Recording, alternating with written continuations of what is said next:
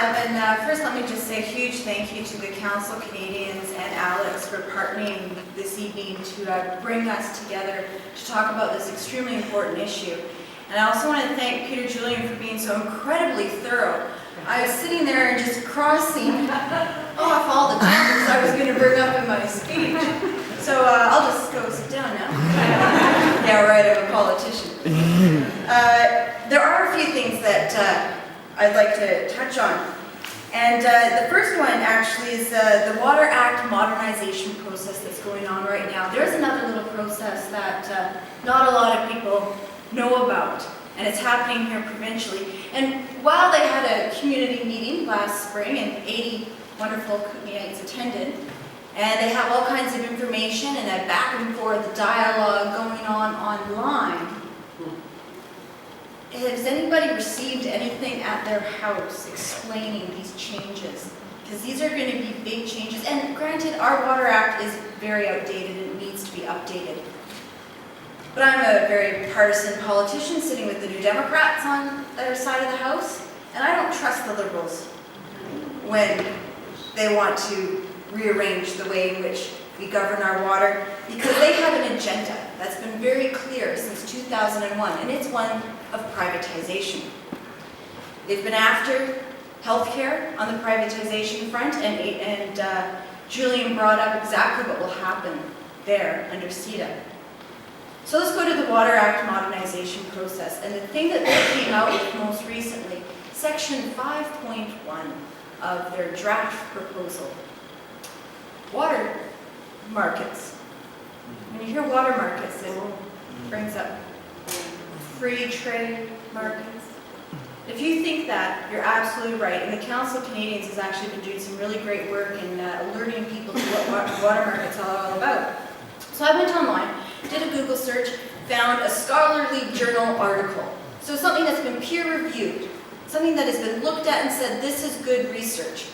And it explained what water markets are all about. And make no mistake, no matter what the BC Liberal government is telling you, water markets are the privatization of water.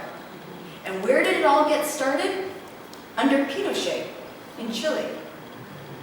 Anything that guy did really scares me.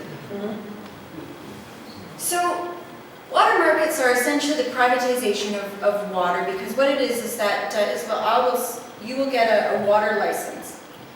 And without any government approval or regulation, you can sell it to Deb. And then Deb can sell it to Della, and Della can sell it to David, and so on and so forth. No government regulation that even has input into what that water is being used for. Now here my example is just people in our community. But really, Isabel could be GE Electric, you could be Abitibi Bowater, anybody here could be Axor. And that is exactly how CETA will impact us if this province goes to water markets. And Abitibi Bowater was a really great example. I love that example. It's an event in Canadian current affairs that I've been following because it has a huge impact on an issue that we've been fighting for in this area, which is our waterways, and to keep them from being privatized under private power projects. Glacier and Hauser Creek obviously being the big one for this area. And what happened with Abitibi Bowater shows that NAFTA is already used to determine that if we want to take our resources back, which the BC Liberals keep saying that we can do, we allow Axor to have access to that water, but when we apparently want to take it back, what this case with Abitibi Bowater shows us that we can't even do it now under NAFTA. Do you think we're going to be able to do it under CETA? Absolutely not. And another point I'll bring up that didn't make it onto Julian's list, thankfully, was school districts. The Chilliwack School District recently passed a resolution opposing CETA and writing to the federal government to not enter into CETA because the school districts, their procurement policies are now subject to this open free trade. And who do you think pays for that? That's the provincial government who will end up paying for that because we fund school districts. So can you imagine? Schools are going to be that much more expensive. How many more rural schools are going to close because of free trade? How many more rural communities are going to shrink because they don't have a school? Nothing to attract young families to come and live in their communities. That's what we're looking at, a complete change of our life. And when you go to my office, or call me, or email me, or Facebook me to tell me you're upset about this and you want to see change, there'll be nothing I can do because it's a federal agreement. And yet, it screws up our province and our community.